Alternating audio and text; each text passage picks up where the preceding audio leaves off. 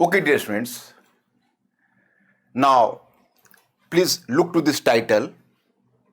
What is the title? History Main Exam. Actually, I have brought this lecture for you people, particularly for the fact that you are on the way of the preparation of main examination now. Firstly, let me express the well wishes for your possible success in prelims, as you have just come across the twine exams, the first exam of UPSC pre and then PCS, UPPCS. My students, particularly I have brought this subject to your purview for the fact that this is possibly the most popular subject in UPSC examination and even state services. But simultaneously it is most misunderstood subject. I myself has realized since last 25 years, I have been teaching history. I have been in touch with a large number of students in English medium who are coming from technological background, for example, engineering background, medical background, even you can say management background. They just started preparation of history and then they could successfully come across the exam, qualify the exam, and today they are well placed.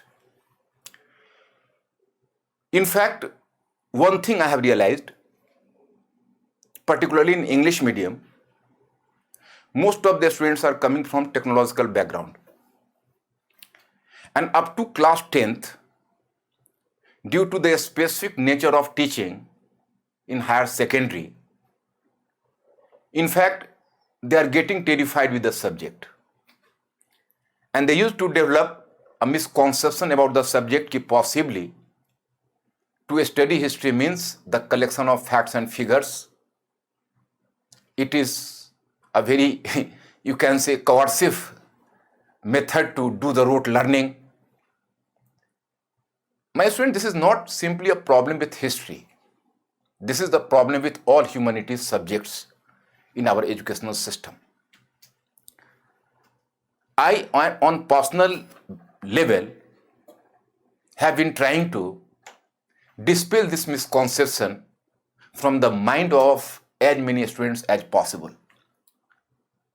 The nature of humanities subject or the social science, what you prefer to call it, because there is not a major line of demarcation between the two. Nature is quite different from what you know as natural science, like physics, chemistry, etc. Even geography is verging on semi-science, I can say, to a certain extent. This is problem with all the social sciences and humanities. Students try to find out some fixed pattern, that there should be some fixed pattern. The essence of social science is interpretation, analysis, exploring of different meaning of and different dimension of the same topic. In natural science, every important event is having one cause, and one cause is producing the substantial result. But in social science, neither one factor can produce the same result at different time, nor the single cause can be instrumental behind any event which has been and which occurs at different regions and different time period. Means humanities and social sciences always verging on multiple causes and multiple results. So if you have to acquire the excellence in humanities subject or social sciences, so you are supposed to be a thinking creature. We are supposed to switch our mind to thinking mode from the mode of collection of informations. And what you know as history is a hardcore humanities subject. And it's my own perception, my own confidence, that once you will learn the proper method of study of history, you will easily overcome such problems and challenges. Now I am coming to the point how to treat this subject. Firstly, if you enter into any subject, if you have to start studying any specific subject, make first question to yourself. What is the basic essence of the subject? Normally, students are asking me the question. Some students are just coming to making inquiry about the subject, and they are just putting to me the very unique questions. Sometimes some questions are slightly irritating to me.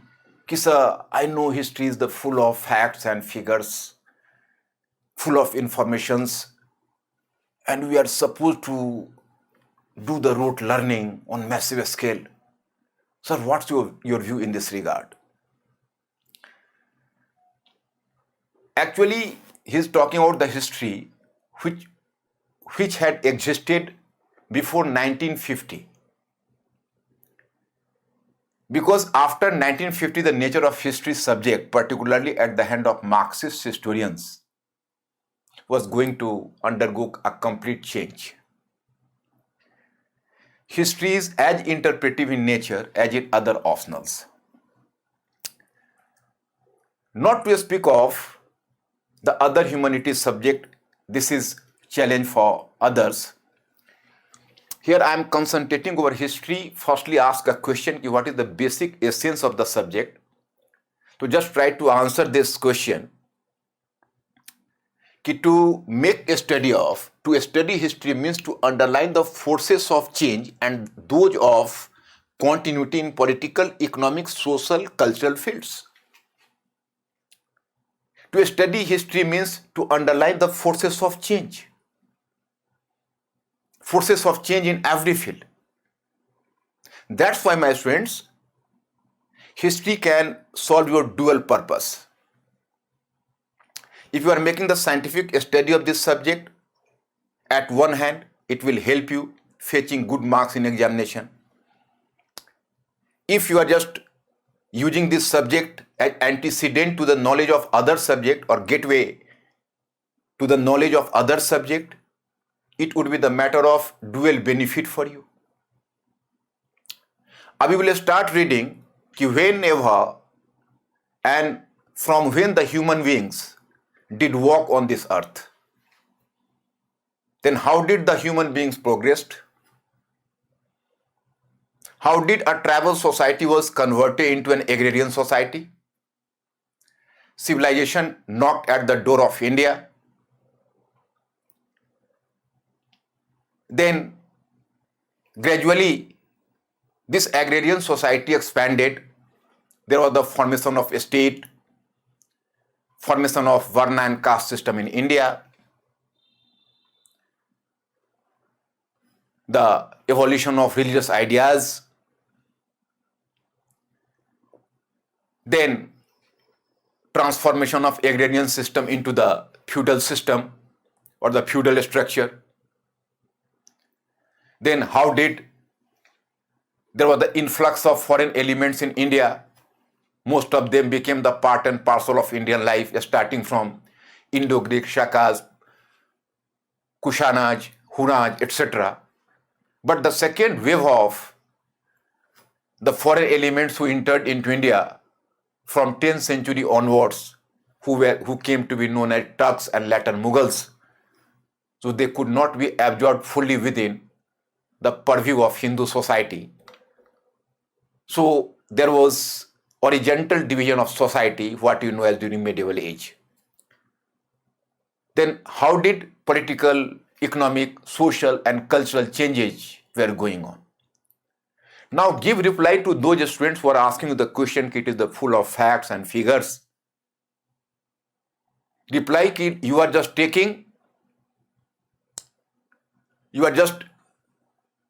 losing forest for the sake of wood. What you know as the facts and figures, they are simply the examples in history. What you have to read is essence of change. Here I am giving the example. Some students are going through the history, he will just take this point. There was exploration of an iron plowshare from a place Jakhera, which was dated 5th century BC. So this becomes a part of history for him. For him, it means history. Ki Jakhera, iron plowshare, 5th century BC. But he will miss the larger connotation of this iron plowshare. If iron plowshare came into use in agriculture, it was going to make a big difference now, because there was the clearance of forest, deep cultivation. It will lead to agrarian surplus. Agrarian surplus would give support to craft production, and agriculture and craft combined together could give a boost to trade and commerce. Then the rise of money economy from 5th century BC onwards, what you know as the punch-marked coins. And finally from 5th century BC or 6th century BC onwards, there was the advent of second urbanization nearly after 1500 years after the decline of the first urbanization. So it was not simply Jakhera and iron plowshare. This iron plowshare is speaking the whole history of change. But if some student is taking this iron plowshare, Jakhera and 5th century BC as the fact and figures and noting down, and just you can say keeping it into their notebook, taking it as the part of history, so he will definitely miss what changes could have been brought by this iron plowshare. So my students, firstly, be clear and try to define history in this way. History means you have to study the change, and in order to prove the changes, we need to give some examples, and the examples are the facts. We can reduce the number of facts, we can increase the number of facts for the sake of our convenience in writing. If the answer is going to be unmanageable in size, we can limit the number of facts. If answer can be manageable and size is going to be smaller, in order to sometime enlarge it, we can use the more figures and informations. But what matters in history, that is analysis and the knowledge of change. Now my students, I have to share something with you. I'm going to discuss about this subject and different stages of preparation. Here my objective is to help those students who are going to appear in UPSC main examination 2020. Even those students who are just appearing in state PCS, and even those students who have just started the foundation work in history, and even to help those students to decide the subject, who is just a fence sitter, to be or not to be, that is the question, whether we have to take history or we have to choose some other subject. I am just bringing the ball in your court and you people have to decide. I will discuss about the different stages. The students from General Studies are simply supposed to go across the first stage. Then what would be required for, and what type of students need to have the knowledge of the second stage, third stage and fourth stage? So I will just make you clear. So thus the subject underwent complete metamorphosis. It no more exists as the record of events, dynasties, and the biography of great men, rather turned to be more and more analytical, interdisciplinary in approach.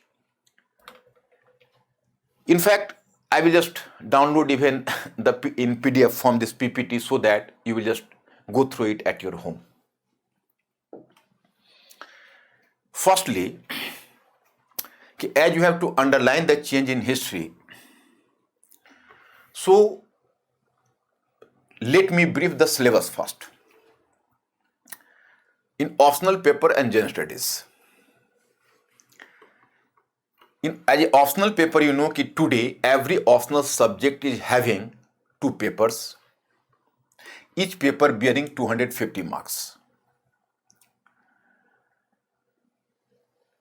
The nature of optional subject has completely been altered after 2013 when the UPSC introduced the new pattern of examination in general studies, 4 paper in general studies and 2 paper in optional paper, or you can say in 2 paper in optional. So UPSC has completely changed this pattern now. In every paper, in the first paper comprises of ancient history and medieval history. The second paper, modern history and world history. Ancient history starts with prehistory and proto-history. Prehistory and proto-history means starting when the human beings started to walk on the earth, what you know as Paleolithic period and Mesolithic period, prehistory. Neolithic, Chalcolithic, Harappan civilization, megalithic, all belong to the proto-history. Then you can say starting from Vedic period, you are moving up to post-Gupta period, Vedic period, Buddha age, Maurya period, post-Maurya period, Gupta period, post-Gupta period. Means that you are going to cover the history up to 750 CE, so that forms the part of ancient history. There was a time that medieval history is supposed to have started after the invasion of Muhammad Ghori and foundation of Turkish rule in northern India. But now this view has been outdated, so your syllabus starts from early medieval age, and early medieval age is characterized, or you can say the term early medieval age has been inspired by a new perception about history, and that is the rise of feudalism from 750 onwards. So your early medieval age, in medieval history you can say it was having the 3 parts. In the first part, early medieval age, starting from 750 CE to 1200 CE. Then later medieval age means ki Delhi Sultanate, starting from 1200 CE to 1526 CE.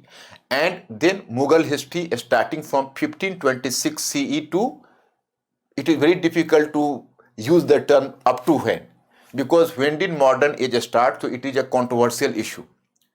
Some British apologist historians have tried to prove that the modern age start with the Battle of Plassey and foundation of British rule in Bengal. Some Maratha apologist historians have tried to prove that modern age started from the third battle of Panipat. And some, you can say, Mughal apologist historians have tried to prove it has started from 707 after the death of Aurangzeb. So my friends, either the death of Aurangzeb or the third battle of Panipat could not be the proper landmark for the beginning of modern age. In the last one, I have just given you the information that earlier there was the history of dynasty. So in dynastic history, the coronation of a particular king, the death of a particular king, or any specific war was supposed to be a landmark event, and from there a new era is supposed to have started. But now there is the peopleization of history. Peopleization of history means that now the history became a popular cult, and it was going to take care of the common people more than the kings and nobles. So now socio-economic change is supposed to be a major landmark. Some students who are just asking me the question, sir, is the history bundle of facts and figures? I will suggest him, please go through your NCERT book class 8th. in the first one chapter, there is what is the exact chapter I am not recalling, but very pertinent question was raised by the author, what dates speak. Means what you know as the dates, so dates are not the landmark. Dates were the landmark when there was a dynastic history. And you are surprised to know that today you will write the whole paper, but nowhere you will required to write even a single date in paper in the main examination. And even in prelims, I am just asking you, and you have to yourself make a judgment without getting influenced by my view. You will not find any specific a single question based on date even in prelims. So dates are not important now. We are not bothering about the dates, but still we are recalling the dates for the fact what happened earlier and what happened later. And once you will develop this method of history, which I am just going to impart you, so dates and informations will no more a challenge and problem for you. You will devour them in a natural form. As an example. So here my point is, why not Battle of Plassey?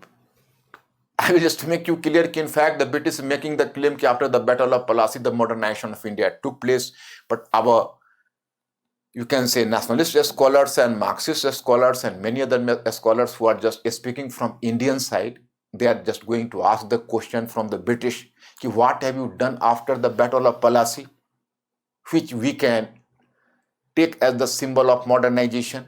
You were more interested in plundering Bengal. So you did the impoverishment, not the modernization of Bengal. So why should we take it as a landmark event? But my student, overall, the opinion is verging on the Battle of Plassey. But recently you can say even another view is from 19th century onwards, when there was the socio-economic, or you can say socio-cultural movement started in India, what you know as the socio-religious reforms movement and Indian Renaissance. So it should be better taken as the landmark of modern age. So your medieval age, but after the death of Aurangzeb, you can stop the history of medieval age. You can deal with Marathas, Sikhs, many regional powers, art and architecture, economy, etc. So medieval age has to end.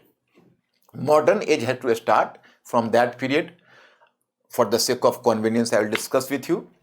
But my friends, and then the third part is modern history, and the fourth part is world history. World history starts from 18th century. Your syllabus starts Enlightenment in 18th century, and possibly it has touched up to 20th century. 20th century means the disintegration of Soviet Russia and political changes in Eastern Europe. My student, there is a historian, Eric Hobsbawm. He has coined two terms, the long 19th century and short 20th century.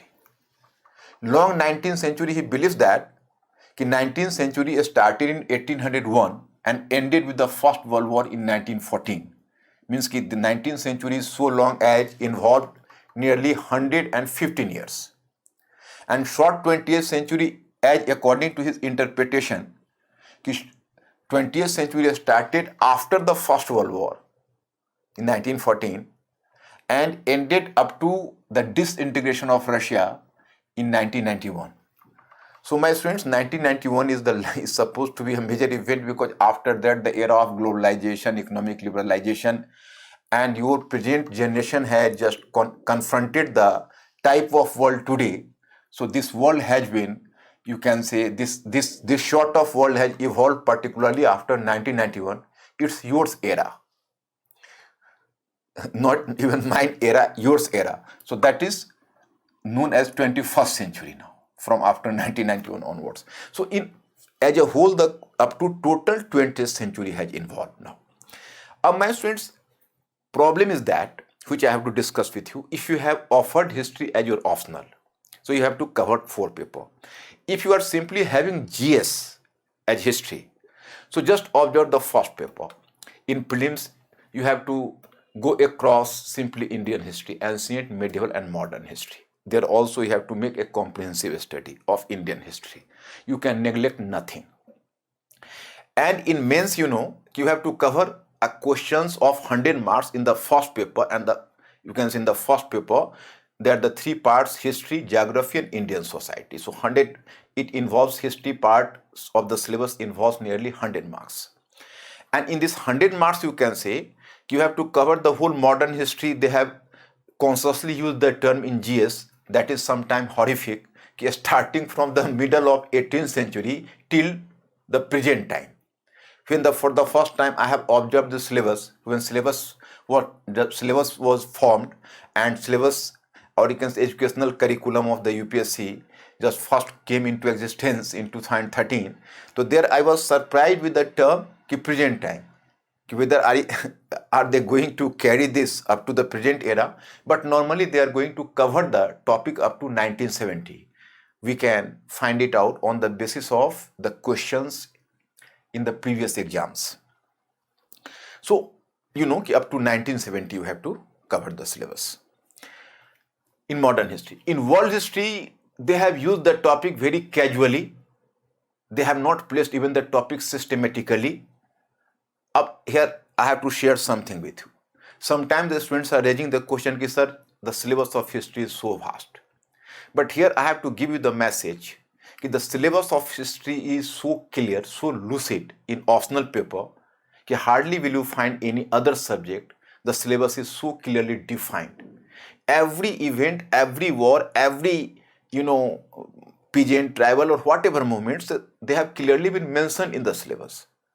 Sometimes syllabus proves illusory in that sense that will give a look of a smaller size, and whenever you will just start to redefine it and reinterpret it, it is just going to open itself as Pandora's box, and a number of unknown topics would just appear in course of your preparation. In history, you will not find such a difficulty. Secondly, it is an easy subject, because simply you are having the knowledge of change, you can excel in the subject. Third, you will not find any thinkers and thought in this subject as the first paper. In all the other social sciences, you will find that there is the question of thinkers and thought. But here you will not find exclusively the thinkers and thought in the first one paper. And last but not the least, in history, as it is the mother of all subjects, so history is the gateway to the knowledge of other, or you can say the different segments of general studies as well, which I will prove it later. But in the first stage of the preparation, once you have to go through the syllabus, after going through the syllabus, you can neglect nothing. Neglect nothing either in GS or in optional paper. In the first stage of preparation is essential for all students, whether they have to prepare for civil services, state services, optional, GS, even SSC or any other examination. If you have to develop the expertise in history and you try to dissociate yourself from your college and higher secondary level of preparation of history, dissociate yourself, so better to follow this method. Then the subject would be too much interesting for you. Up here,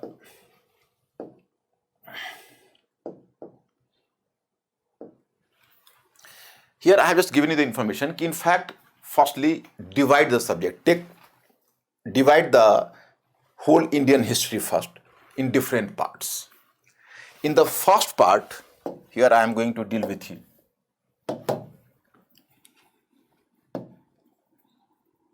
Indian history.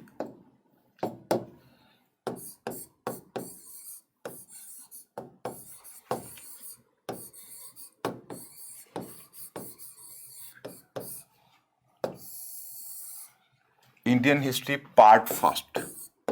Better to divide it part first. In part first, you have to deal with the topic prehistory and proto-history.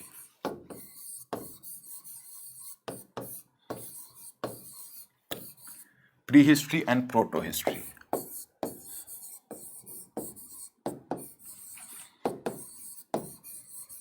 prehistory and proto-history. This topic would involve, which I will just inform you later. This topic will involve you, the first part, with prehistory and proto-history, and in prehistory and proto-history you will find Paleolithic period, Mesolithic period, Neolithic period, Chalcolithic period, Harappan civilization and Megalithic period. You will find so many topics in prehistory and proto-history. Now, my students, here I am giving you a very appropriate and apt formula. Normally, in this segment, you people are concentrating over Harappan civilization while neglecting the other subtopics. And it's my own perception you cannot do justice to the topic of Harappan civilization or first urban experiment in India till you are not having the knowledge of how did the evolution of economy and society take place prior to Harappan civilization. So here I am giving you the formula कि better to follow this formula कि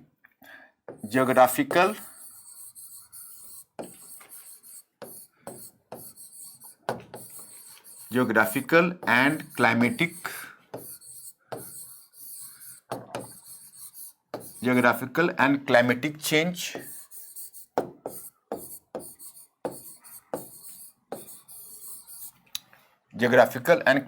change then technological change,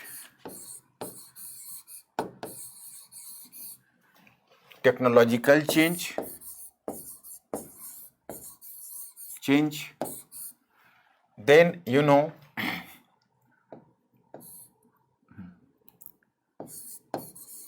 change in livelihood means कि economic change in livelihood,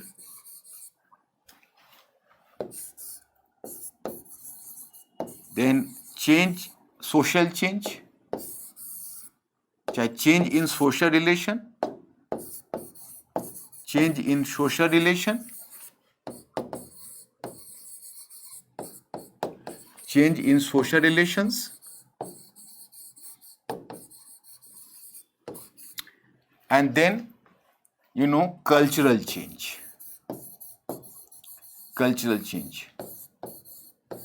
Actually, here I have to inform you, in fact, you are just making a study of you have to make a study of the change.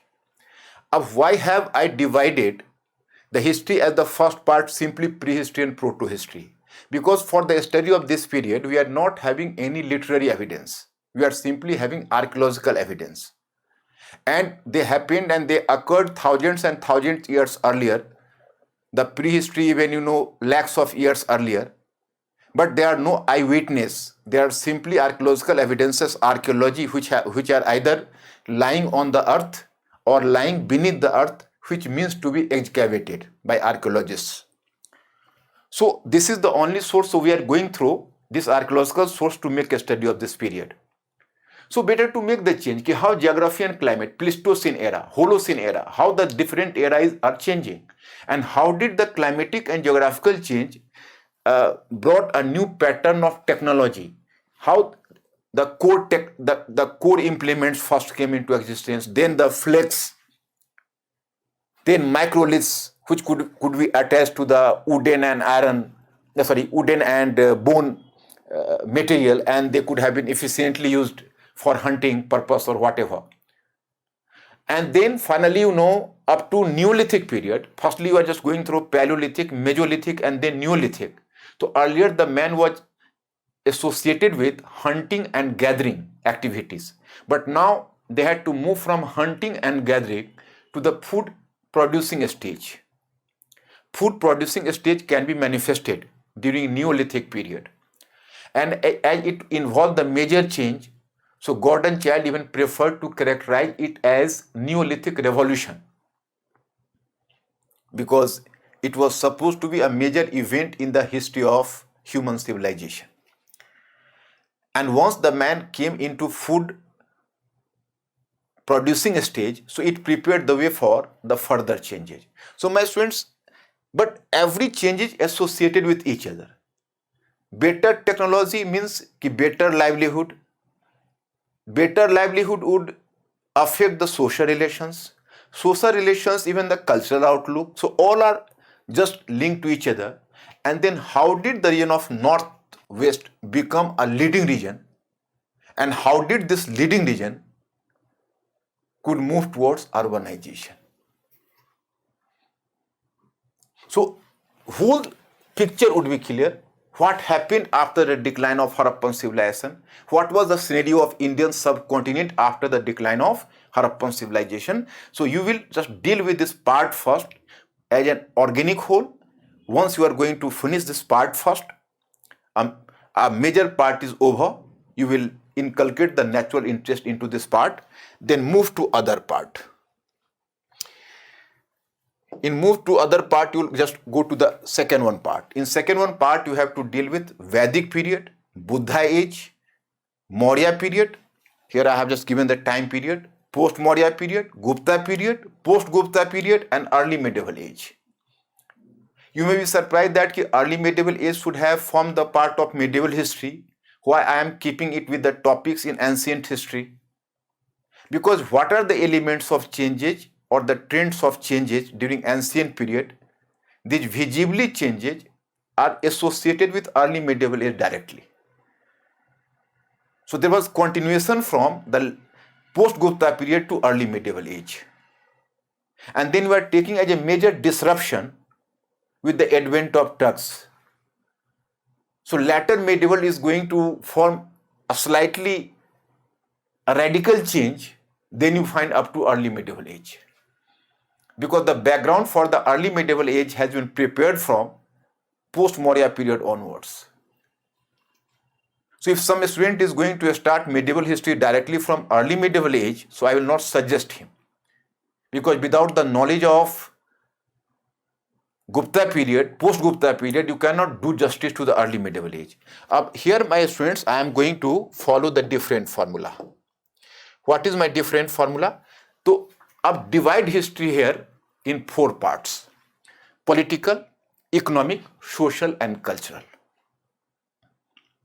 Political, economic, social, and cultural.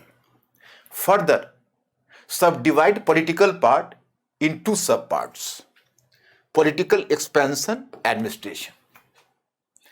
Then economic, specify the different subtopics there: agriculture, crafts and industry, trade, money economy, and urbanization. Then social, Varna and caste system, condition of women, Sudras and untouchables. Then cultural, in culture, religion and philosophy, language and literature, art and architecture. Okay. Now my students, you have divided in the 4 parts. Start from Vedic period. Your first topic is Rig Vedic period starting from 1500 BCE to 1000 BCE. You have taken this topic and firstly start to divide it. Political expansion. It means you have to keep a map before you. You will just draw the line from where the Vedic Aryans started to make the expansion, Rig Vedic Aryans, and what was the geographical boundary of Rig Vedic Aryans. And it is here whatever informations about Rig Vedic Aryans, about their political activities, you have to get information. So in political expansion, you will talk about his all sorts of physical activities. Then you will come to administration.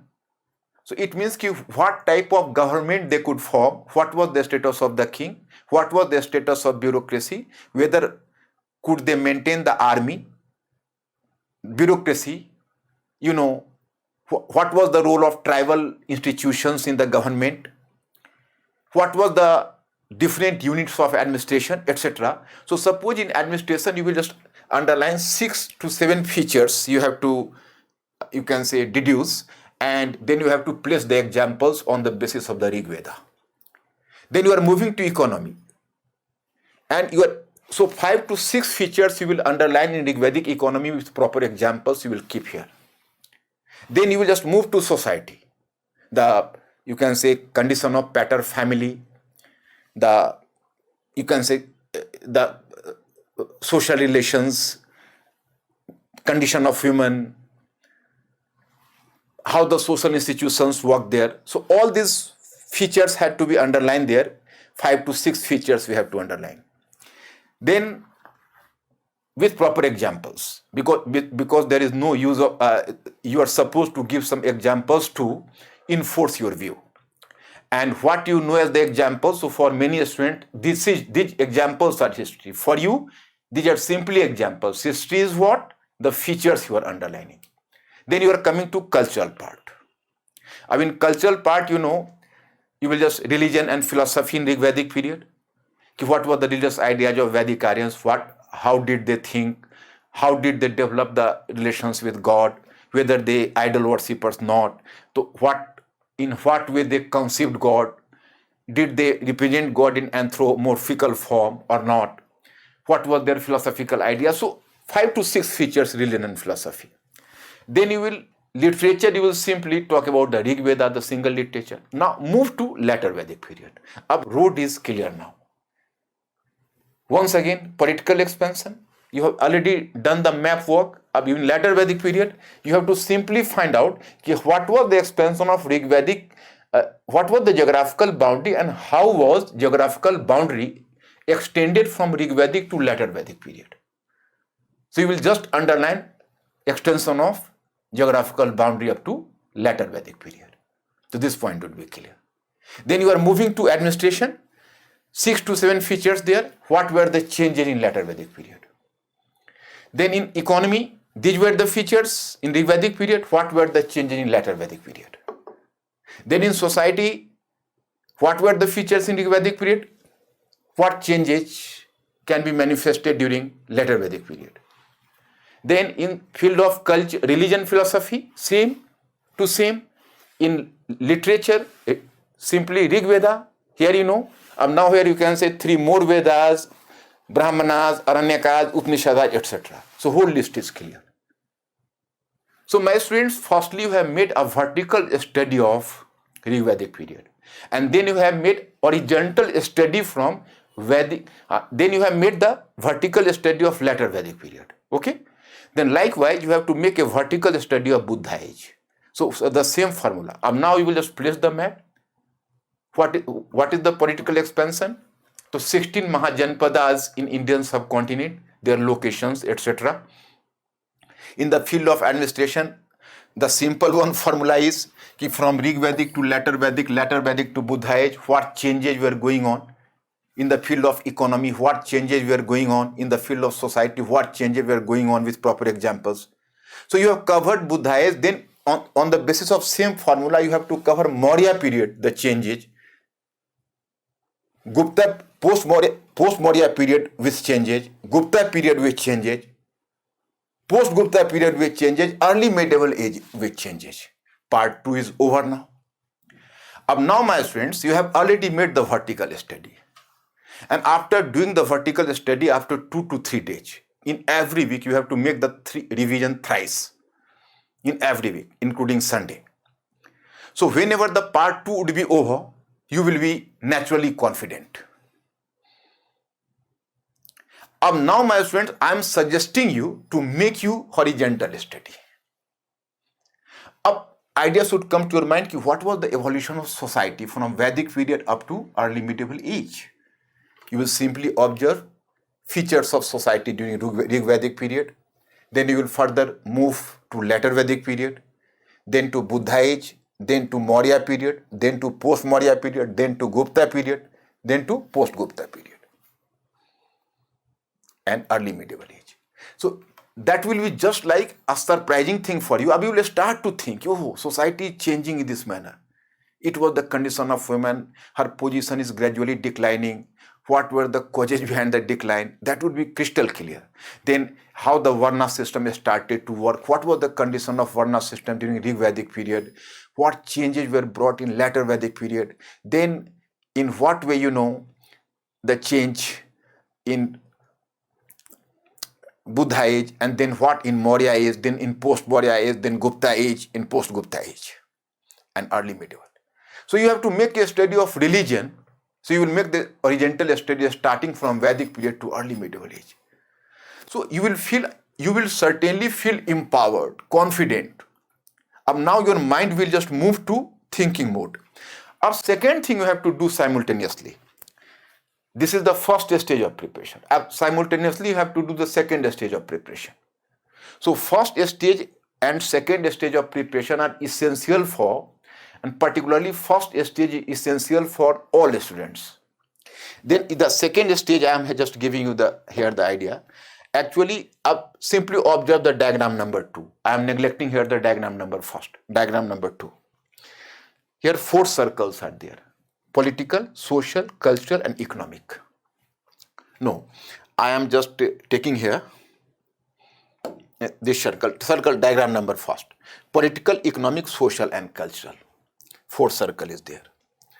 Or better to take diagram number 2, that's better. Political, social, cultural, and economic. Means ki this uppermost circle is political, then some inner social, then further cultural, and innermost circle is economic.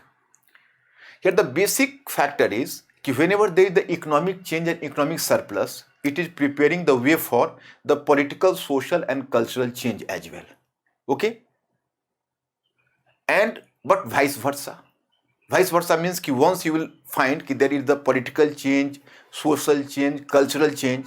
So political, social, and cultural change or changes are going to affect economic change as well. So both are, there is dialecticism between the two. One change is preparing the way for the other.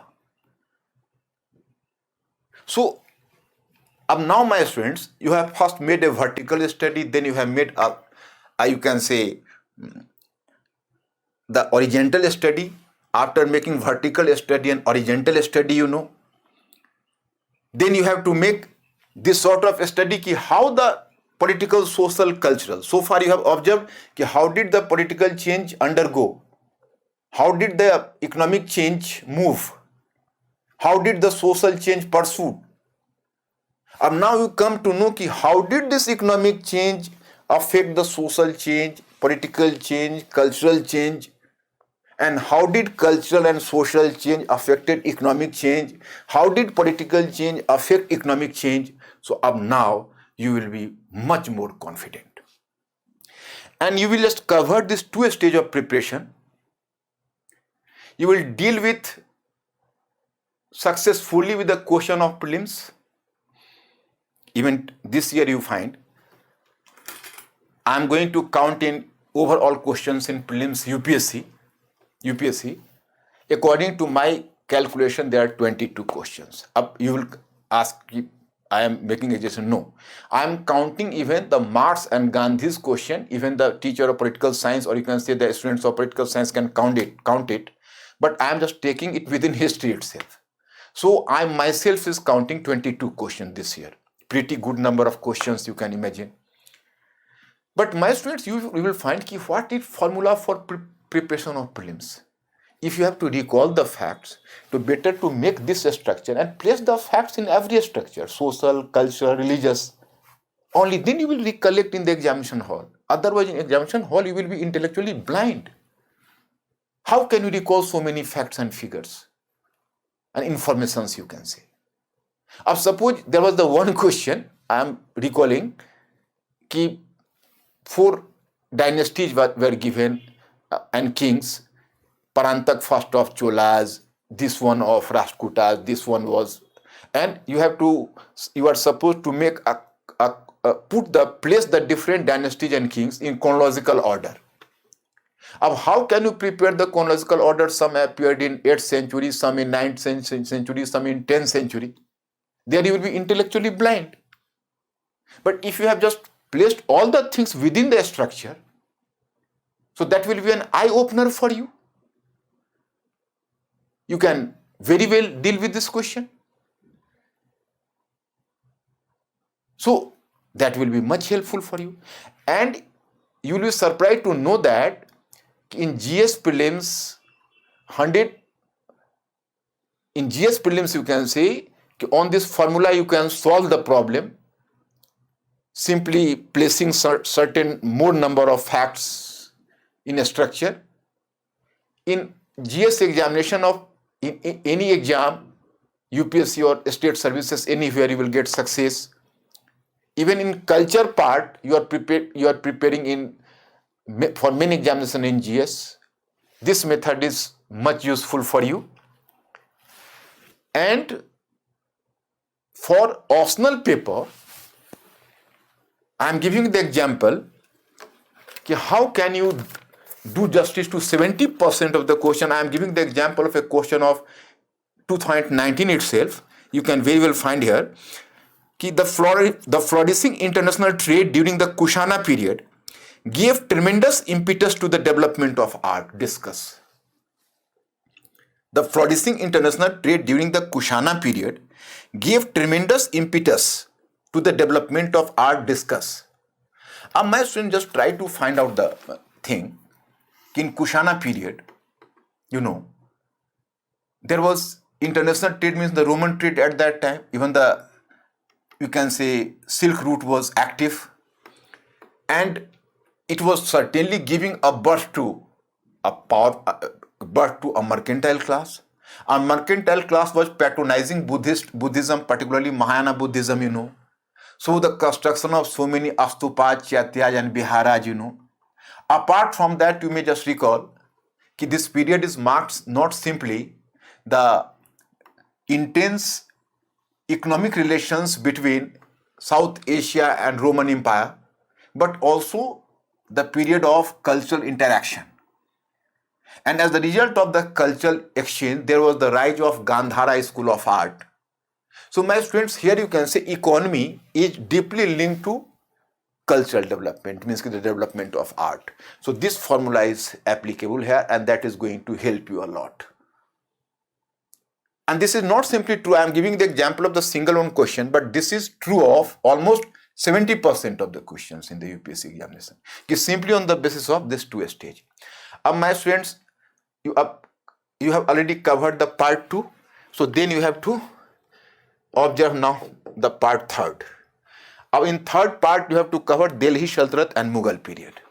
Delhi Sultanate and Mughal period, you are supposed to use the same formula. Now, in the third part, you are supposed to deal with the Sultanate period and Mughal period. Here also, my students, I'll just request you to introduce the same formula. Same formula means the first stage and then the second one stage. In the first one stage, you have to underline the changes. Divide this part 3rd, Delhi Sultanate and Mughal,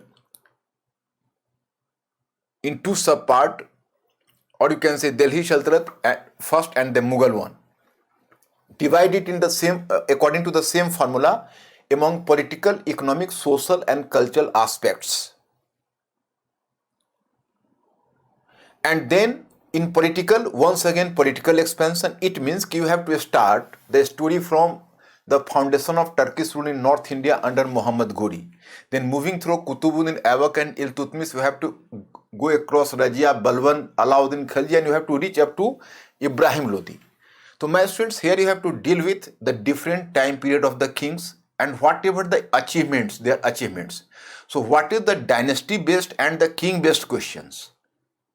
Or some questions dealing with, suppose you can say the policy measures taken by the specific kings or the specific dynasty or the government, For example, if you have to deal with the market control policy of Alauddin Khilji, or you can say agrarian reforms of Firoz Shah Tughlaq, or if the great projects of Muhammad bin Tughlaq, which turned to be a great fiasco, etc. So you will just king based and dynasty based questions you will solve there. Means you will have gain the knowledge. Then you will come to administration. So what was the administrative structure? What relationship existed between caliph and sultan? So I think here I will myself suggest you better to start observing Islam from the rise of Islam itself in Arabian region. How did Islam travel to different parts of the world, including West Asia, Central Asia, knocked at the door of India? Who were Turks? What difference lay between the original Arabian people and Turks? Arabian people could not get success in India they were simply confined to Sindh. But how did Turks like Mahmud Ghazni and Muhammad Ghori get such a big success? So starting the story from there, you have to reach up to Ibrahim Lodi. Okay, then you will deal with administration first. What was the administrative structure, caliph and sultan relationship, the different institutions, central administration, provincial administration or Iqta administration, Iqta system, then you can say local administration, Sheikh and Pargana, etc., and land revenue system, how the changes and the different types of system, and then you are just moving to the aristocratic class, the relationship between aristocratic class and sultan, the relationship between the sultan and the ulemas, the nature of the state under Delhi Sultanate, was it a theocratic state, etc. I will deal with. Then you will move to economy, what was the economic condition there. Then you are moving to society, because particularly after the advent of Turkish foundation of Turkish rule in India, Indian society was horizontally divided between Hindus and Muslims. The old Varna and caste system existed under the within the Hindu society, but even the Muslim society was being divided on the basis of region, and races. So in this way, we'll just deal with all these things. Then we will come to culture. In culture, most importantly, Bhaktism and Sufism. Then art and architecture, language and literature. So you will deal with. Then you will move to Mughal period. You have come to political history now. In political expansion, you have ended with Ibrahim Lodi. And here in Mughal, you will start with Babur. And from Babur and moving to Humayun, Akbar, Jahangir, Shah Jahan, Aurangzeb. So Akbar and Jahangir, one so-called hero and so-called villain. So they are just going to catch up the attention of most of the scholars. So from exam point of view, this Akbar and Aurangzeb are going to be more important for you. So you are just going to cover politically what the important, you can say, achievements of the king, the role of the king. Here you have to even make evaluation of the Rajput policy of Mughals, the religious policy of Mughals, the Deccani policy of Mughals, how much blame we can place on the head of Aurangzeb for his orthodox policy, whether he should be taken instrumental behind the disintegration of Mughal empire or not, or was there the institutional factor. So all these things we are going to deal with there. Then you are coming to administration. So you will simply try to underline the changes, what was the nature of the administration under Delhi Sultanate, and what changes you can underline during Mughal period. Did the Mughal administration imply more centralization than that of Delhi Sultanate? Their Iqtadari, here Mansabdari. Their central administration, different officers, they are different officers. The supervision system of Delhi Sultanate was weak. The supervision system of Mughals were just important. In provincial administration, Delhi Sultanate, no standard administration, but under Mughal, you can say, you will find the Suba administration, the standard provincial administration started under Akbar onwards. Then the local administration, in what way the land revenue system of Mughals was going to different from the earlier kings, even Alauddin Khilji and Muhammad bin Tughlaq. So, my students, you can very well take advantage of comparative study. And I think a comparative study is must for preserving the knowledge. Preserving the knowledge, simply go through text and so many books didn't work.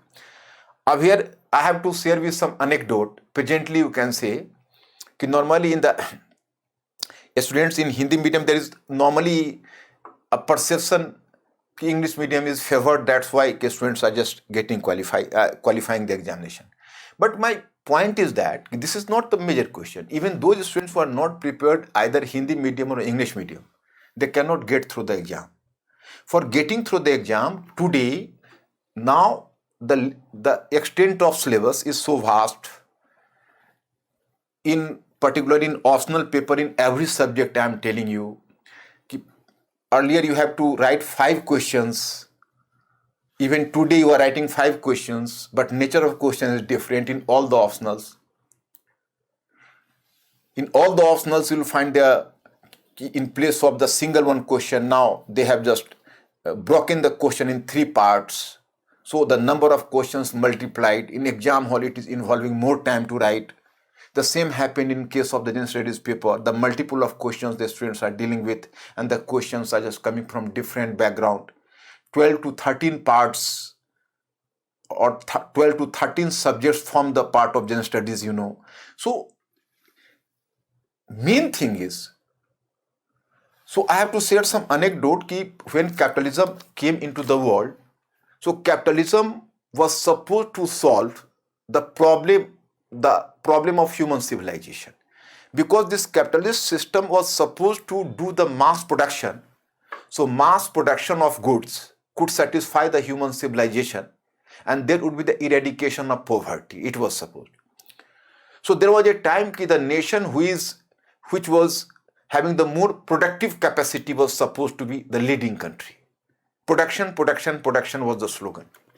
But when the World Economic Depression visited, and World Economic Depression proved that production is not sufficient, to maintain consumption is, you can say, major priority. Otherwise, you cannot maintain the level of production.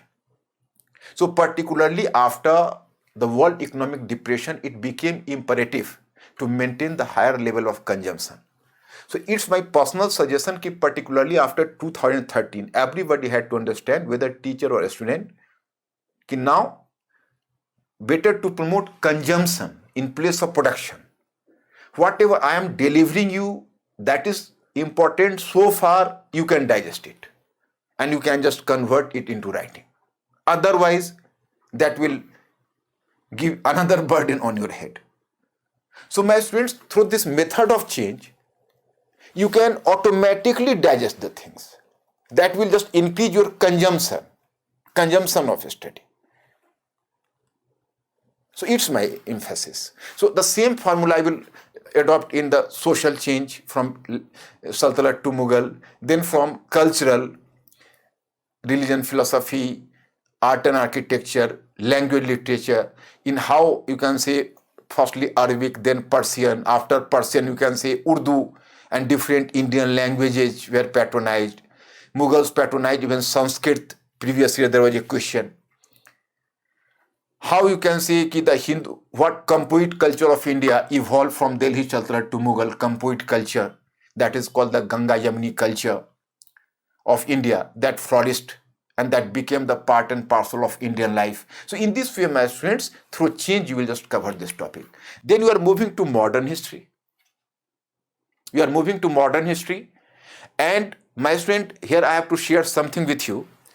Whenever I started teaching, so the students were coming from management background, engineering background, technological background. So whenever I just introduce this formula for them, so they inculcate the interest. I received so many compliments at that time. Sir, I was terrified with the subject in the class 10th, because they are in the schools, normally students were encouraged to rote learning. You are writing certain points, only then the sir or Mr.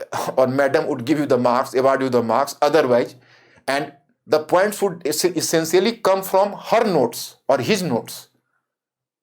So it has created a tendency of rote learning. More or less, same pattern continued in, university exam, or you can say college education in India. Slightly different was the culture of JNU, Jagab University of Bengal, and recently you can say Ashoka University, that is definitely a trendsetter in India presently. Possibly it is dealing with the undergraduation so far, Ashoka University in Haryana, and that is, I think, premier university now. At least it is on foreign pattern. So that is encouraging students to think. And my students, it is a matter of chance that UPSC just like, an island in the vast ocean of ignorance, UPSC expects the students to take initiative and to be a thinking creature. So the questions are quite inferential and diversified in UPSC. And UPSC expecting a student to fulfill this criteria. And students are not trained during university days in this pattern. So that's why, my students, I have just invented this formula that first the students who retain so many things, and gradually they had to put his mind from, you can say, information mode to thinking mode. So this formula would work. Now in modern history, I found problem कि many students started to make a complaint कि sir, up to ancient and medieval, the things are so systematic and so confined and so, you can say, superbly placed कि we feel comfortable and we have digested the things very successfully. But in modern history, it was diffused. So I myself was perturbed and I started to think what method I have to develop here. But my students, very soon, I once again developed a formula in modern history. And then it removed all challenges, all problems for students. Formula was that I divided modern history in 4 parts. The first part, the history of 18th century. In optional, your syllabus starts from the advent of European companies in India. But what happened in Europe, as the result of which the European companies came to visit India, so that part has not been dealt with in modern history. Right? And second one, in the modern history, sometimes they are going to ask the question even from the first half of 18th century, means the demise of Mughal Empire. In general studies, normally you can say, I myself feel comfortable in general studies part to teach students from modern history itself. But in modern history, it starts with the demise of Mughal Empire. Even in UPSC GS paper, you will find 2 questions at least, which belongs to the first half of 18th century. One question was associated with the Third Battle of Panipat, why the groundbreaking wars take place in Panipat alone. And the second one, question was you can say, political scenario of India in the first half of 18th century after the demise of Mughal. So it used to create a problem for me whenever I start from modern history in general studies, because it is just like the things I am making my students familiar with a dead body of Mughal Empire. And those students who are not having the, you can say, even the workable knowledge and even, you can say, even the precise knowledge of the Indian history prior to modern age. So they were surprised that this is the dead body of Mughals, but when was Mughal born? When were the Mughals born? So in order to make them comfortable, I used to create 2 classes simply to carry them from ancient history and medieval history, and then I start teaching modern history from the first half of 18th century. So first part was divided into 2 subparts. The first subpart was the, you can say, first half of 18th century, the evaluation, and then the second half was the European companies' movement from the commercial activities to political activities. But in order to make my students more familiar and enlightened, although this part belongs to the world history part, but I used to carry them to Europe for some time. And what was the condition in Europe that so many European companies came to India? How was America discovered? And what was the importance of American continent in order to sustain Indian trade? So in order to make all these things clear, firstly I used to make them visit Europe first, and then I am just coming with them in India, and then started to discuss the role of European companies, Carnatic Wars, then the Battle of Palasian, Battle of Buxar, and up to the Battle of Buxar up to Diwani of Bengal. So that thing would be clear. So the first part is over in modern history. That is the smaller part. Then second part, I choose the history of, that is known as history of, fourth part, colonialism part in modern history. Colonialism part of modern history, you can say, that is foundation of British rule and its expansion, etc. So my friends, colonialism. Colonialism, why? Actually, I am just asking the question from many students. You have to make an evaluation of the British. Was the British deliverer of India, or were the British modernizer of India? Even in 2013 in GS paper there was a question that Dalhousie was the modernizer of India, and Dalhousie was the modernizer from India. Elaborate the statement. My students, firstly, be clear कि what is colonialism. So colonialism is a system or an ideology which believes कि a colony exists for the betterment of the metropolitan state or the mother state. Mother state means कि which is forming the colony or a colony. So that is called colonialism. Now here I have given a definition to my students कि better always recall कि colonialism is basically an economic relation.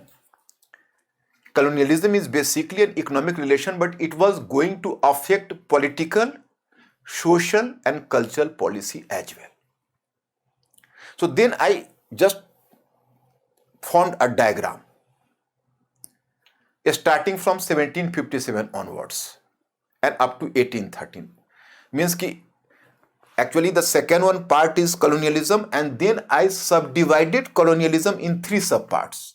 The first subpart was mercantile phase, starting from 1757 up to 1813. What is capitalism in Britain? That is colonialism in India. And as colonialism believes that colony had to work for the betterment of the mother state, so whenever the mercantile capitalism in Britain, the Indian economy had to be exploited in the British mercantile interest. And as the British mercantile interest was the primary objective, so the British would follow their specific political policy, administrative policy, social policy, cultural policy, etc., which could have just furthered their interest in the economic field. So my students, here the political policy, social policy, cultural policy are not independent. They are subservient to their objective of colonial exploitation. So then you will easily come to know why did railway progress in India. And for progressing and for developing railways, British should be, you can say, given the highly praise for modernization process of India. The modern transport and communication lines developed in India. The British introduced English education. The British even took initiative in abolition of the social evils like the sati system and the, you can say, widow, the wretched condition of widow, etc. So it appears that the British did a lot for the modernization of India. Here I have to share with you from one of my students in interview board in UPSC, although he was, I think, particularly and you can say well-read student, he should not falling into this sort of confusion. But sometimes even the board member has consciously creating confusion in the mind of a candidate. He asked, Acha, Amuk ji, just tell me one thing. Did British simply spoil India? Did British do nothing substantial and progressive in India? Did British didn't benefit India and work for the betterment of India? So he became slightly emotional and he also come to this misperception that it is essential for us to bring this member into the good humor. So he told, no sir, British did a lot of things in favor of India. For example, railways, for education, for so and so. He replied, so then Mr. Amuk, are we not showing a sense of ingratitude to the British? We are taking so many benefits from the British rule in India, but we are not going to accept and give any credit to British in this regard. So even he became slightly emotional. Yes, sir, we are here committing some mistake. Then this member came to realize that he could not understand the basic contradiction of colonialism. Actually, the intended impact of the colonialism is poverty, impoverishment and destruction. An unintended impact is development. It is true that the changes benefited India in long run, but it was not the British intention. It was beyond the British control. British concentrated over their own betterment. India was fortunate or any colony is fortunate as the after effect of the changes, it got benefit in course of time. And one another thing, in fact, the seeds of destruction are inherent in colonial structure itself, because you start exploitation of colonies and you establish certain institutions for better exploitation.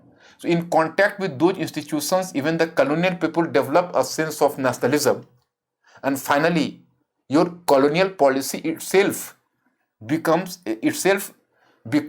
grave digger for you. The same happened to the European exploiters or imperialistic powers. So this is my point, and I have just shared this thing with my students in this manner. Up now, colonialism, you will cover the mercantile phase up to 1813. Then from 1813 to 1856, that is industrial phase. In industrial phase, the British colonial interest in India changed, and accordingly changed its political policy, administrative policy, social policy, cultural policy. Earlier, the British tried to avoid the annexation, but after 1813, it encouraged the annexation because India had to develop as the market of British manufactured goods and supplier of raw materials. Then the financial phase. So up to doing with the financial phase means up to last, we will make a study of colonialism and British policy, and then this part would be over. Then third part is nationalism. It is a long topic, but my students here, I am not going to deal with, normally students are making a study of nationalism. So they are giving priority right from the time of either socio-religious reforms movement or Indian Renaissance or foundation of Indian National Congress, but not. I am not doing so. I am going to start this story from peasant and tribal movement. Firstly, I am making students clear what is nationalism, how did the concept of modern nationalism emerge in Western Europe, what was the model of modern nation state in West, what was the specific view of Western thinkers about Indian capability to be a nation, was India having any sense of nationalism before the advent of the British, what difference British made and the British model of nationalism make in India, what was the difference between the rise of modern nationalism in West and that in a colony like India, because in India you can say the basic reflection of Indian nationalism appeared in reaction to the British rule itself, and it manifested itself first in the proto-nationalistic resistance, for example, peasant movement, tribal movement, even the Great Revolt of 1857. Then when modern ideas, there was the influx of modern ideas along with the, you can say as a result of the contact with West. So there was the rise of Indian Renaissance in socio-religious reform movement of 19th century. Socio-religious reform movement of 19th century. So then there was the rise of modern nationalism, you will just come to realize. So then my students, I will just start from there. I will cover this part. Then after going across Indian Renaissance, then we have to cover Indian National Congress phase. And not simply Indian National Congress, but the national movement as a whole. And then in nation, it's my formula, better to move decade by decade now. What trends are visible in this decade and what trends are visible in that decade. So crossing this region, you will come to 1947 very amicably, and you will deal with so many questions while moving from one decade to other decade. That is you will, and up to 1947, freedom and partition, you will feel much more comfortable. Then next one is post-independence era, In post-independence era, I am certainly having a greater expectation from this era because it was beneficial from two different points of view. One point of view is we will solve the questions from this era. Second one point of view is this knowledge of post-independence era would prove a gateway to knowledge to other parts of general studies as well. So that's why I'm too much particular about this era. And here post-independence era, the phase of the nation building, integration of princely states, then the whole constitution making. Here I am having the ambitious plan as from the world history you will get the inspiration and you will come in touch with the rise of constitutionalism in the world, and then you will just observing your own constitution making in India, and then how India could become a nation, because Western thinkers were not having the faith in India to be, or Indian capability to be a nation. There was some British scholar, his name was Richard Strachey. So John Strachey. So in 1890, he has delivered a lecture at Oxford, and he declared that India is just like Europe, the motley of different races, different caste, different religions. So India could never be a nation. But India could have this challenge, and how our constitution makers and first generation of leadership just shown too much sagacity to explore India, or to explore the inherent capability of India, what is known as unity in diversities, to make India a nation. And here you can say on linguistic issue there was conflict, on uniform civil code there was conflict, on citizenship clause there was conflict. Even later, after the enforcement of constitution, the issue of linguistic states, and Indian leadership solved this challenge and tried to present a different model of nation building in India. Normally, you can say in West there was a slogan, one language, one nation. But our constitution makers were so rational and so pragmatic that they came to realize that if you will just try to form India a nation on the basis of a single language Hindi, it could never emerge to be a nation. So they made the compromise. Along with Hindi, they accepted English as supportive official language. And as for national languages, in the 8th schedule, there were 14 languages were accepted. Today it's number 22. So India became a nation of 22 languages, The integration of princely states. Then how did India take a challenge of the economic, the economic development, and you can say the economic redressal? And how did India take the challenge to economic reconstruction? And then Nehru introduced a system. Today it is a prey to a lot of attacks, but we have to go through the challenges, the opportunities, the faults India committed at that time, and how did Nehruvian model was formed and how did it progress. Only then you can very well understand the present economic liberalization. So likewise, even foreign policy, you will start to observe the foreign policy from the British foreign policy adopted by the British Empire, and then you have to move further to the foreign policy of independent government of India.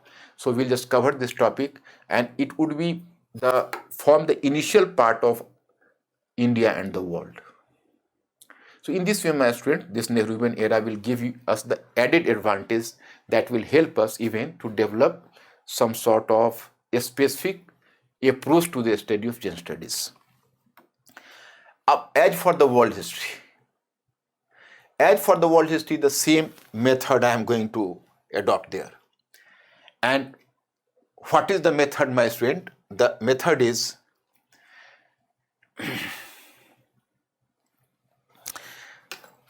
in the world history, the method is to underline the same changes.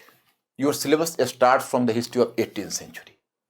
But we are not going to start from there. Otherwise, my students would not develop a natural form of study, or my students would not emerge to be a thinking creature. Here my objective is you have to develop yourself as a thinking creature. So gradually I have to put your mind to thinking mode. How is it possible? I will give you the precise knowledge of the ancient world first. simply precise knowledge, because the demand of UPSC is something of everything and everything of something. So something of everything means ki you have to be familiar with ki in what way, what was the condition in ancient Europe, means ki Christianity to Roman Empire, and then you can say how did the feudalism appear in medieval age. So ancient Europe, medieval Europe, then rise of modern West means ki Renaissance, Reformation, commercial revolution, mercantilism, 30 years war, and formation of nation state. Then your syllabus starts from enlightenment. And here I will divide the world history in different parts. The first part is the out of your syllabus. Then it starts from enlightenment, American Revolution, French Revolution, and the rise of liberalism and nationalism in Europe, and its impact on Italy and Germany and old empires. So this would be my first segment. And then I'll move to the next one part, Industrial Revolution, the expansion of industrialization in different countries from Britain to Russia, Germany, America, and Japan. And then you have to move further, that is, you can say colonialism and imperialism, and then after colonialism, imperialism, socialism and Marxism, and then First World War. And after First World War, there the impact of the First World War, and that is Paris Peace Conference and simultaneously Russian Revolution. How did First World War work as the crisis in capitalism? And then we are moving in the same direction. But my students, due to the dearth of time, I cannot make here the detailed study. I am simply giving you the hint that every topic will be linked to other topic. I am not going to take even a single topic independently. Actually, I will just take one topic independently first, but very soon whenever I will start the second one topic, I will link the second one topic to the first topic. And surprisingly, whenever you will just finish the world history part, you will be surprised to know that now you have formed an organic whole, and you will start to think, so from ancient world to contemporary world, you can make a travel, and this is my objective. And this is not difficult task. Surprisingly enough, this is a very easy task, and that will make you, or you can say develop you in a quite different manner. If you will adopt the same formula, even in general studies part, that will give you the added advantage. Because this formula is so tried, so useful, anybody can use this formula in any subject, and he will excel in the subject. So my students, then this is required for all the students. Now, if you have offered history as an optional, you have to do some additional work. And additional work, I am not giving you too much burden. But in third one stage, it is not for the students of general studies. It is simply for the students of optional. You are supposed to have some knowledge of historiography. Historiography means different approaches to the study of history. My students, I am making you clear, in social science, there is no consensus. In every PubMed, sociology, political science, every year you will find so many thinkers. In history, you will not read thinkers separately, but different scholars have tried to, different schools, not scholars, different schools have tried to interpret and view history in their own respective way. So some of the schools became outdated, and some of the schools are currently active, and they are just influencing the pattern of the question paper.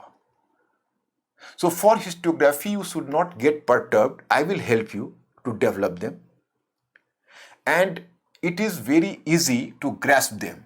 And if you will go through the question paper, so sometime you are asking me the question, sir, tell me one thing, there are so many terms to discuss,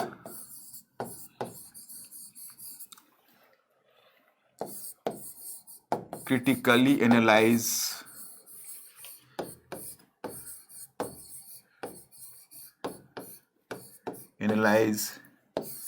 explain, analyze,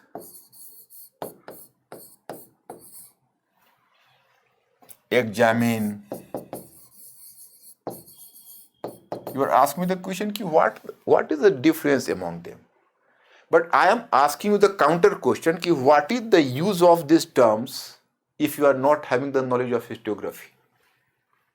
To discuss means ki if they are in writing any question, you have to keep in your mind the prevailing ideas on the issue, and then you have to give your own view.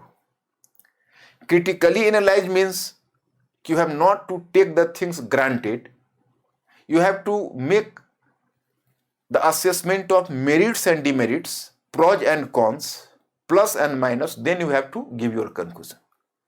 Suppose you can say you will throw light on Akbar's religious policy.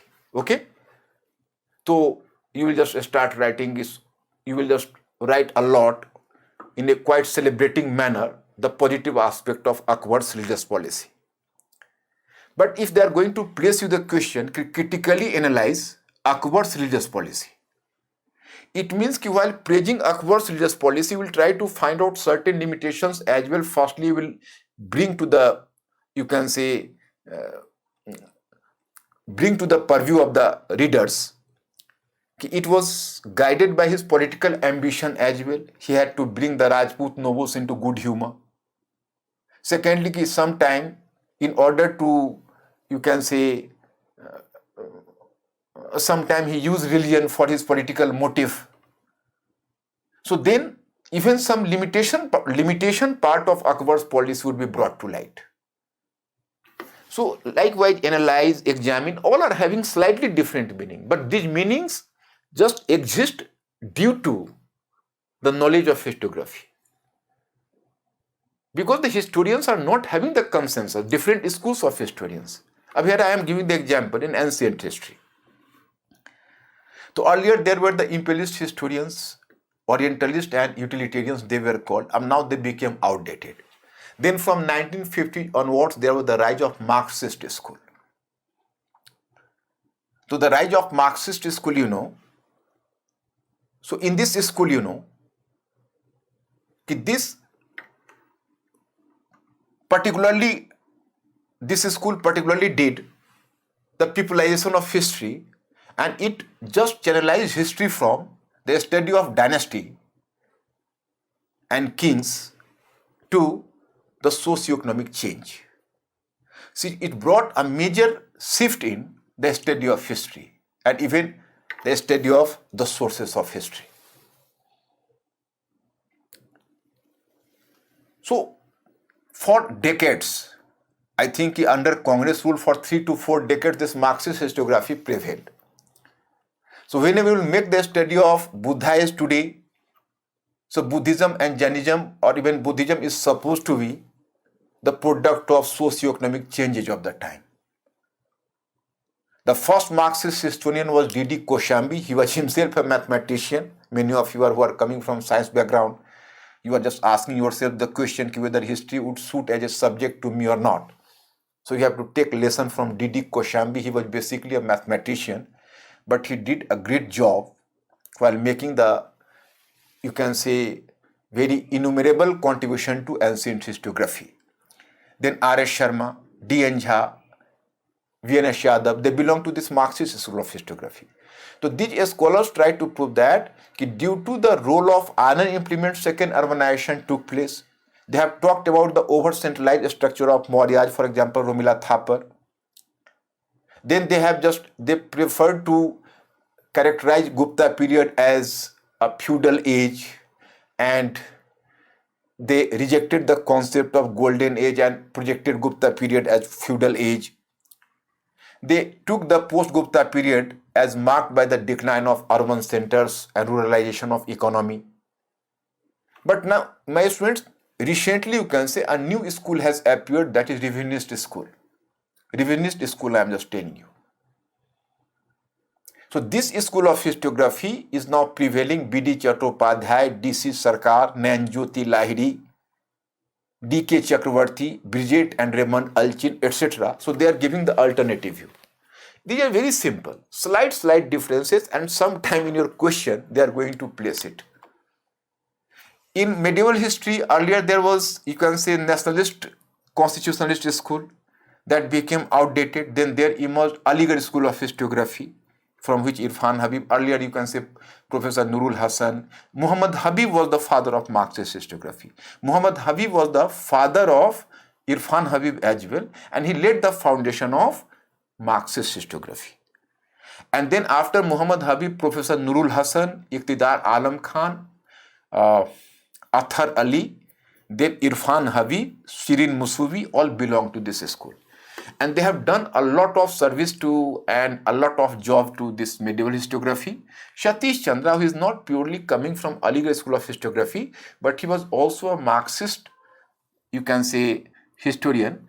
But if some student has to take the basic idea of history, so I will suggest him in Ancient a book by R.S. Sharma that will give them the clear idea of the change. In medieval history, the book by Satish Chandra, Delhi Saltanat to Mughal Part 1 and Delhi Saltanat to Mughal Part 2. And in modern history, I will suggest him Shekhar Bandhopadhyay from Palasi to Partition, although a bit complex, but that is the standard book.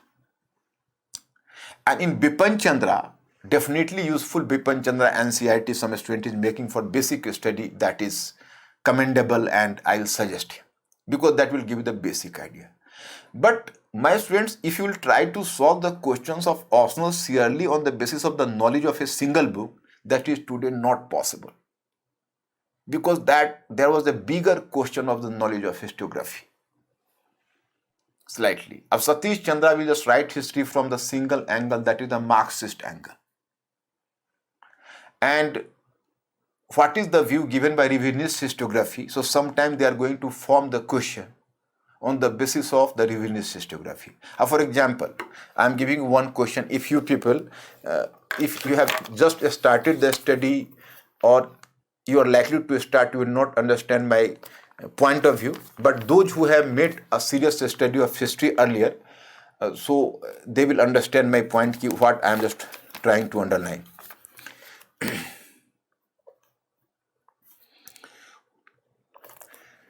There was a question this year, 2019 UPSC. It was as much the court intrigues and court conspiracy as also the defiance of the provincial powers that hastened the decline of Mughals in 18th century comment. And the question is, as there was the court conspiracy, so was the revolt by the provincial governors instrumental behind the decline of Mughal Empire. My student, if some student is taking this question, he will simply talk about different parties were running in Mughal court, Irani party, Turani party, Hindustani party, etc. And so many parties were just working in court.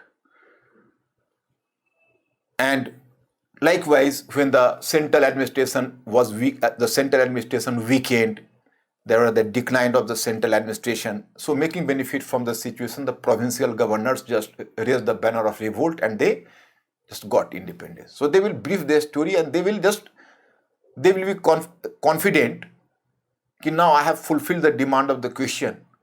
So definitely I will going to face the very good marks. But my students, in this question, there is the implied historiography. Implied historiography in that sense. Actually, when the study of the decline of Mughal Empire was going on, so Satish Chandra there compiled a specific book. Satish Chandra has compiled a specific book, and this specific book was The Party and Politics at Mughal Court and Jagirdari Crisis. And in this book, Satish Chandra has drawn the attention of the scholars to the institutional weakness of Mughal Empire that became instrumental behind the decline of Mughal Empire. So Aurangzeb should not be blamed, but it was the institutional weakness, like Mansabdari Jagirdari system. So it was while giving his theory of Jagirdari crisis, he has mentioned about a fact, in fact, there was the dearth of Jagirs and the empire was just trying to transform, or the Mughal state was transforming the better Jagirs into Khalisa land, and more disputed Jagirs. It is very difficult for me to make you clear here because this is a complicated, you can say, complicated means it needs some time. The disputed Jagirdari, or you can say that is called Jure Talab Jagirs, so they were distributed among nobles. So then whatever the better Jagirs, so for better Jagirs, the different nobles were started to compete with each other. So that led to the formation of party and politics, Irani, Turani and Hindustani party. So he came to emphasize that it was instrumental behind the disintegration of Mughal Empire. So Satish Chandra has talked about a crisis, an economic crisis Mughal Empire was facing. On the other hand, the revisionist historians like Muzaffar Alam, Chetan Singh, Sanjay Surmanyam, Karen Leonard, P.J. Marshall, etc. So they have tried to prove that no, it is simply an exaggeration. Truth is that there was not a crisis, an economic crisis, because it was the time due to European trade, there was the influx of precious metal in India. And there was the expansion of agriculture, particularly the cash crops. So there was the rise of certain prosperous pockets in Indian subcontinent. So at the regional level, as there was the prosperity, so it encouraged the ambition of the local patriarchs, like local Subedar, Jagirdars, Jamindars, all combined together, challenge the Mughal Empire so that we can reap the benefit of the local prosperity and we will not give share to the Mughal Empire. So it was the economic prosperity at regional level that encouraged the local patriarchs to rise in revolt against the central government. So Satish Chandra has given the empire-centric view behind the decline of empire, and Muzaffar Alam and Chetan Singh just propounded the region-centric view. So this is the difference between the two. So there is the implied historiography there. If some student is giving a slight hint towards this phenomena, his answer would definitely be prized and he would fetch the very good marks. You cannot imagine how much and what good or pretty marks you can attain in the exam if you are simply make your concept clear and you are having the slight knowledge of historiography. So my students, this stage is required for optional paper. There is one work which I have to do for you people. On my app, I have started this program, book review.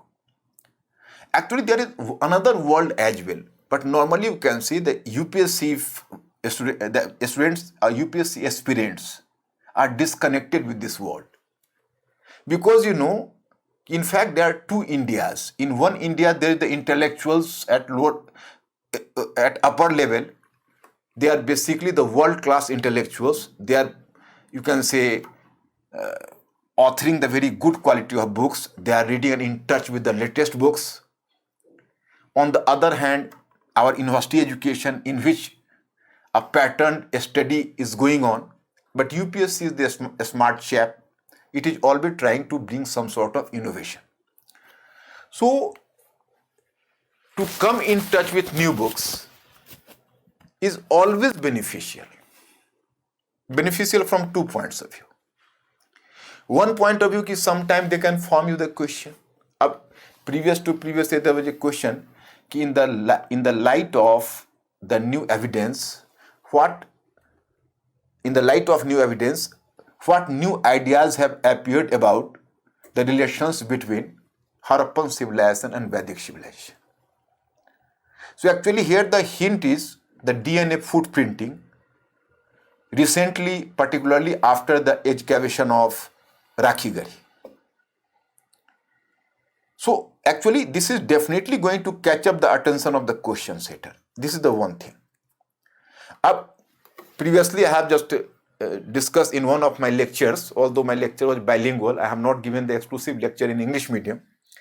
But now in future I have just decided to even deliver my lecture in English medium separately. Very recently, after 1 and 2 months, I will start this program.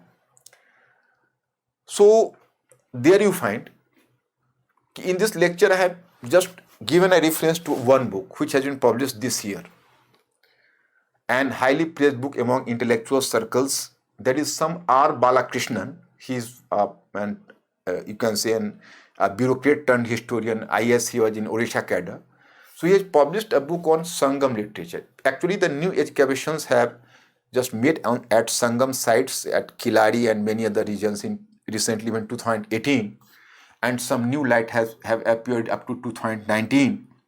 And according to this new research, now Sangam age is as old as 6th century BC, and R. Balakrishnan even tried to prove that there was a direct continuation of Harappan civilization to Sangam civilization. If the Harappan people migrated to other parts of the world after the decline of the urban phase, so normally historians are just making late Harappan people confined to northern India. But truth is that they have even crossed, because they have already reached up to Damawad. So even they moved to south of Damawad. And what you know as Sangam literature, so it is bearing the legacy of Harappan urbanization, because Sangam civilization was also an urban civilization and Harappan civilization was urban civilization. Balakrishnan even tried to prove that if Harappan archaeology is giving a reflection of an urban society, so Sangam literature is the first literature which is giving a reflection of an urban society. So Sangam literature should be read in context of Harappan archaeology. Then you will find the full picture of urbanization in Indian subcontinent. If this view is accepted in intellectual circle, and it is on the verge of, because most of the archaeologists, I. Mahadevan to D.K. Chakravarti, have welcomed this view. So that is definitely bring some sort of revolution in the study of Harappan civilization and Sangam civilization both.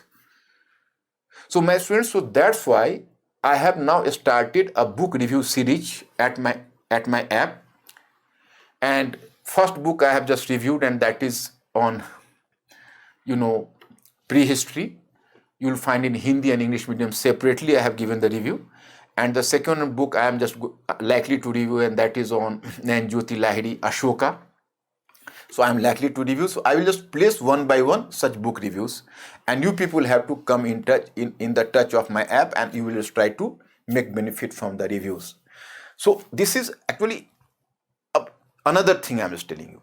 One benefit is the question setter can form the question directly on any specific topic. That is the one benefit. Another benefit is that even if they are not going to place the question, but in course of your writing, simply you are giving a reference to the latest book. Recently the scholar has brought this and this thing, and recently a new dimension is likely to be added. So that is going to a game changer in your writing, because this will definitely catch sight of and catch attention of the examiner, and he can award you very good marks. One of my students in the world history, she has brought pretty good marks, 164, and she has just told me in 250, so that is supposed to be a good marks in present day standard. So not in my era, but present day standard. So she has just informed me that she has given reference to so many books because from my book review in this question writing of the world history. So definitely it is a game changer. So you can be benefited from even this part. This academic world should not be dissociated with this world of the UPSC aspirants. So I will try to bridge a gap between the two. So my students, and last but not the least, because from time to time I will appear to give you guideline in history, and I will just try to give you the standard knowledge in history. Particularly, I just want to help those students who are appearing in 2020. And for that, I have just introduced a test series. At least I have just planned 8 test exam. And then on every test discussion, I will myself formulate the questions. Although I myself will not directly examine the copy, I will simply fix the parameters, because it is not possible for me to examine the copy, but I will fix the parameter and try to do justice to those students who are writing the, test. And particularly useful for you people is two things. Firstly, you will get the standard question because I myself will formulate the questions after doing some research. So you will find a standard question on which you can do the practice. And most importantly, you will converse with me in discussion because I will give a discussion, a long discussion on the questions with you. And it was in this discussion I will try to make the value addition to your knowledge. So maximum I can do in this regard. So particularly those students who have appeared up to interview part but finally could not get clearance and you are just appearing from history subject, or even those students who have appeared in mains, you have attained the very good marks but could not qualify even mains. So if you will make a contact with the study app and study staff, I will give you people the special consideration. And I will request those students who participate in the test who have already done and completed the syllabus. If you are not prepared, you should not appear in the test. It is for only those students who are prepared for mains and who are at the take-off stage. So that will be beneficial. So my students, for today, I have taken a lot of time for you people. I have tried at my best to make you understand and to at least dispel some misconception about history. I think the class may prove beneficial for you. Thank you very much. I will see you next time.